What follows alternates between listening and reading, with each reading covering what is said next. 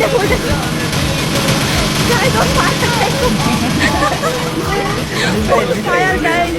গাড়ির পিছনে মিসাইল লাগাই দিয়েছে ওই দেখ